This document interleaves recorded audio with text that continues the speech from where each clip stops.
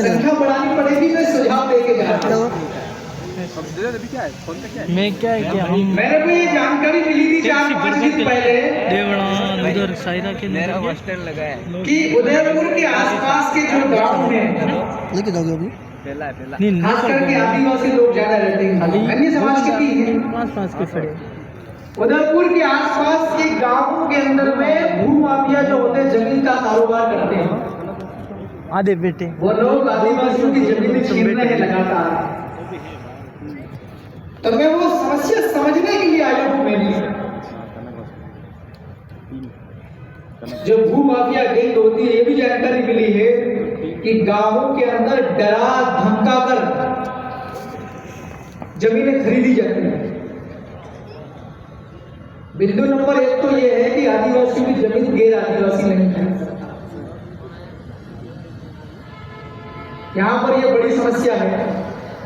मैं तो मध्य प्रदेश का हूं, यहाँ पर तो 4 हैं और भी बहुजन समाज की भी जाति कोई होंगे, वो चाहे आपका भीम आर्मी का हो, चाहे आपका कौन सा है मायावती जी का हो, सभी लोगों की ये साझा जिम्मेवारी है। हम बहुत बड़ी बड़ी बातें उठा लेते हैं। संविधान कोई छोटी मोटी चीज नहीं है। पूरी दुनिया का सबसे बड़ा अगर कोई संविधान है किसी देश का, वो भारत का है। सबसे बड़ा संविधान भारत का है। अब इतने बड़े संविधान को लागू करना कोई आसान काम नहीं है। अभी पूरे भारत में इतने राज्य हैं, देश हैं, सरकारें बनती है, हर 5 साल में कभी कभी लंबी चली जाती है, 10 साल तक चलती, कोई 15 साल तक चलती, कोई तो पहले आजाद हुआ था देश तब 50 साल तक लगातार चले सब राज्यों में।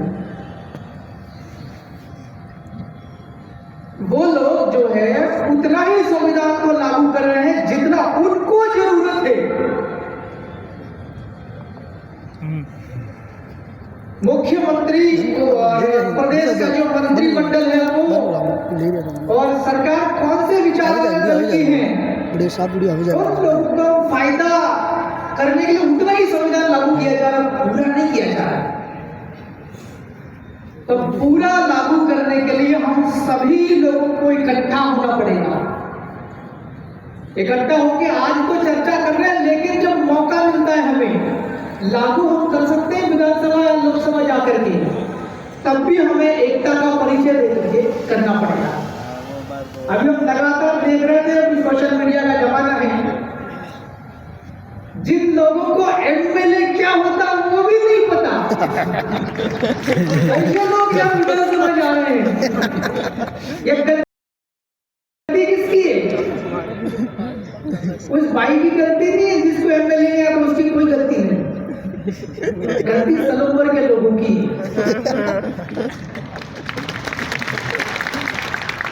सलूमर के लोगों ने केवल 2-3 हजार वोटों से जिताने का कोशिश किया था।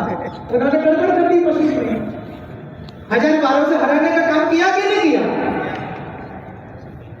तो हमारा ये जब ऐसा माहौल है, सफेद नीले पीले सारे कलर वाले विचार वाले अपन एकता में जा रहे हैं, तो जब ये जिम्मेवारी आती है कि संविधान को लागू अगर करना है, हमारे हक और अधिकार को सुरक्षित करना है, हक और अधिकार नहीं मिला है, चाहे वो आरक्षण का मसला हो, चाहे जल जंगल का मसला हो, इन सभी समस्याओं का समाधान करने के लिए एक ही समाधान है। आज की तारीख में डेमोक्रेटिक संविधान की बात कर रहे हैं ना, आज संविधान का दिवस है 26 नवंबर। उसमें लिखा हुआ सारी समस्याओं का समाधान संविधान है, और संविधान के अंदर भी एक लोकतंत्र है, डेमोक्रेसी, कि लोग खुद तय करेंगे आपको कैसी सरकार चाहिए। अब्राहम लिंकन पहले बोले थे, बहुत पहले, government of people, by the people, for the people. लोग तुम ही तय करो कैसे लोग होने चाहिए सदन के अंदर में, संविधान को लागू करने वाले। तो हमारे लोगों की गलती आ रही है, इन गलती को हम लोग जब सुधार लेंगे, हम एकता में हो जाएंगे। हमारी समस्याओं का समाधान कौन करेगा ये हम अगर तय कर लेंगे, समझ लेंगे, तो हम सही आदमी भेज देंगे। तो फिर सही आदमी चला जाएगा तो सही आदमी आपका संविधान लागू करवाएगा अंदर सदन में। वहां तो हम लोग बोबड़े लोग भेज रहे, बोबड़े और मुंगी सदन में, और बाहर हम रैलियां करते हैं बड़ी बड़ी। तो गलती हमें भी है, इन गलती का हम लोग को सुधारना होगा। और ये समय खास करके बहुत कठिन समय दौर है जो है। भारत के संविधान में सरकारें आएगी और जाएगी, ये भी है 5-5 साल का, लेकिन सरकार के अंदर जो लोग रहेंगे उनके विचार कैसे रहेंगे ये भारत के संविधान में लिखा हुआ है।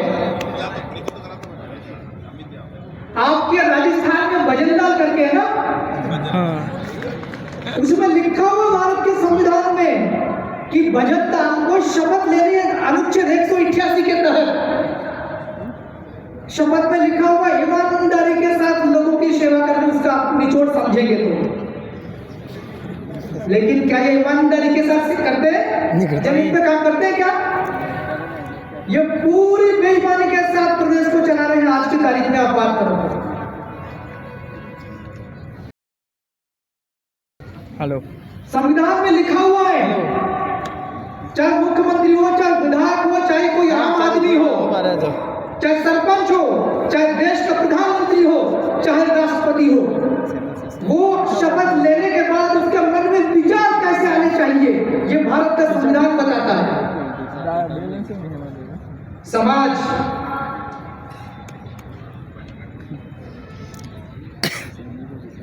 क्या जो लोग, जिस विचारधारा के लोग, जिस सोच के लोग आज राजस्थान के जयपुर में हैं, भारत देश की राजधानी दिल्ली में है, उन लोगों के विचार कैसे हैं ये आपको समझना पड़ेगा। सरकार को वो लोग चला रहे हैं खास करके जिनका संविधान से कोई मतलब नहीं है। आप लोगों का बताओ, आपका मतलब है कि नहीं संविधान से? आप खड़े करो। संविधान का मतलब है, आप नीचे करो, जरा विचार करो, आपका संविधान के साथ क्या रिश्ता है? क्या लेना देना आपका संविधान से? क्या लेना देना आपका संविधान से? वो तो बहुत बड़ा किताब है, बहुत कानून है उसमें, बहुत नियम है उसमें, बहुत नियम है। आपका क्या लेना देना उसमें? हेलो, क्या हो? क्योंकि हमारे सारे अधिकार उसी के अंदर में है। क्या है? हो रहा क्या? हमारा नौकरी का अधिकार उसी में है, हमारी पढ़ाई लिखाई का अधिकार उसी में है। अच्छा, हमारे साथ अगर कोई अत्याचार अन्याय करता है, चाहे जाति के नाम पर, चाहे संस्कृति के नाम पर, उससे भी सुरक्षा का उपाय उसमें है। हमारी हर चीज उसके अंदर पर रजिस्टर्ड है, लिखी हुई है। जब संविधान का सबसे ज्यादा ताल्लुक, सबसे ज्यादा संबंध, सबसे ज्यादा रिश्ता हमारा है उससे, और संविधान अभी किसके हाथों में है? जिसका संविधान से कोई रिश्ता नहीं है। पता है कि नहीं किसके पास संविधान? 2-4 भारत देश के व्यापारी हैं। व्यापार का मतलब समझते हो कि नहीं? समझते। सामान खरीदना, खरीद करके महंगे भाव में बेच देना, यही होता है ना व्यापार का मतलब। हाँ,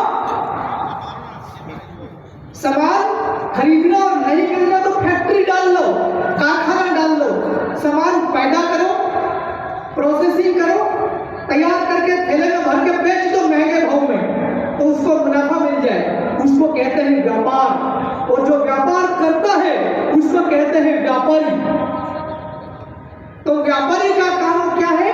सामान खरीदना, खरीद के बेच देना। इधर गिरवा तरफ में मान लो किसानों की कोई उपज है, अनाज है, खेत में उगा, और यहाँ उदयपुर में जो खरीदते उनका काम क्या? खरीदना और बेचना। इनका कोई संविधान से ज्यादा रिश्ता तो नहीं है ना? हेलो, आप सो गए हो क्या? अरे व्यापारी का संविधान से कोई ज्यादा मतलब तो नहीं है ना? हाँ? अरे वही सामान खरीदना और बेचना है, तो संविधान का ज्यादा मतलब कहाँ है? मैं कह रहा हूं मतलब तो, लेकिन थोड़ा सा ज्यादा नहीं।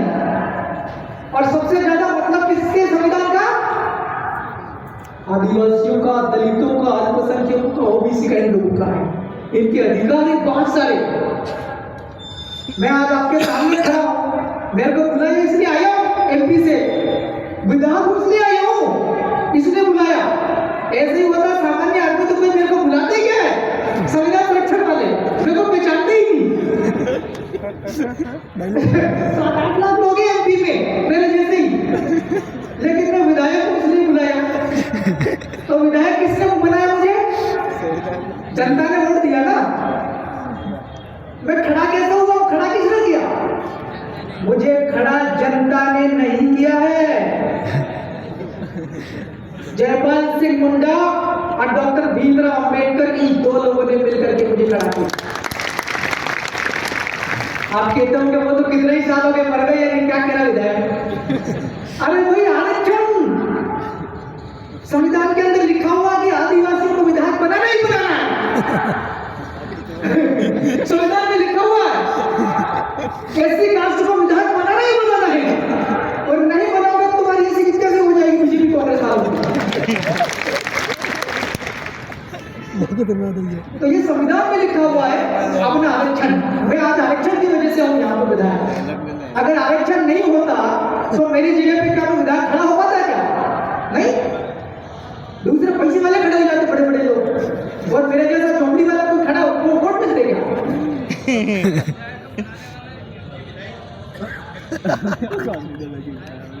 तो भाई लोगों, मेरा ये कहना कि मैं ये आपको समझाना चाह रहा हूँ, मेरी बात खत्म हो गई लेखा, मैं कहना ये चाह रहा हूँ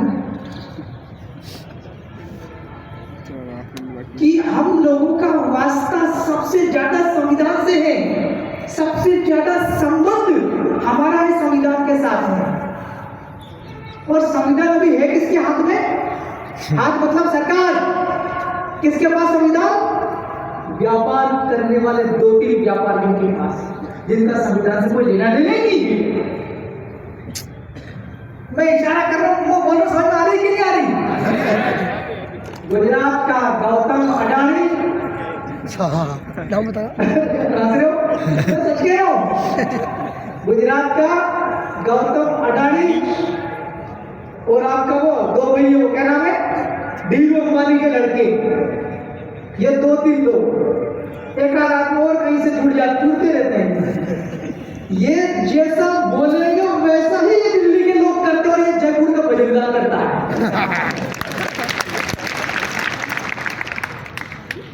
तो सर मेरी बात है, अभी आपको तय करना है कि आपको सदनों के अंदर, चाहे लोकसभा हो, चाहे विधानसभा हो, चाहे ग्राम पंचायत हो, चाहे आपका उदयपुर का नगर निगम हो, है ना, आपको यहाँ पर कैसे लोग भेजना? आपको मेरा तो बहुत अनुभव हो गया, मैंने 1 साल उसके अंदर लगभग मेरी 3 बार हो गई है, 2 बार हो गई, तीसरी बार चालू होने वाली विधानसभा। बहुत अनुभव कर लिया मैंने लगभग 1 साल के अंदर। मैं वहां पर बोलता हूँ, सदन के अंदर मुद्दे उठाता हूँ प्रदेश के, खास करके आदिवासियों, क्योंकि मेरा इलाका पूरा आदिवासी का है। इसके अलावा अन्य समाज के भी सभी उठाते हम लोग। जब मैं खड़ा होकर के बोलता हूँ तो जो दूसरी पार्टी के लोग हैं, अपने ही वाले आदिवासी और दलित, एससी और एसटी के दोनों के विधायक, मैं कोई बड़ा मुद्दा उठाता हूँ, जैसे एक दिल्ली के पूर्व मंत्री अभी कह रहे थे थोड़ी देर पहले कि आपका आदिवासी का 275 के अंदर बजट का प्रावधान है। मैंने वही वाला मुद्दा उठाया सदन के अंदर, तो बीजेपी और कांग्रेस वाले विधायक कैसे हो जाते हैं?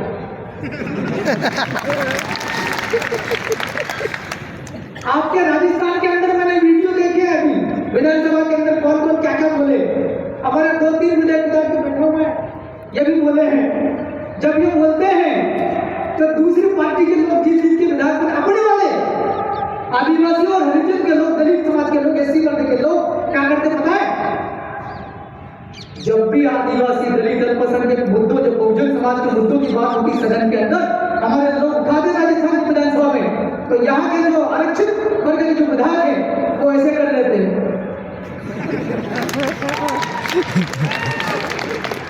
जब बोलते हैं तो ये आंखें बंद और ऐसे कुर्सी का सहारा लेकर के पीछे सिर, और कुर्सी पीछे की कुर्सी पे सिर टिका देता है ऐसे।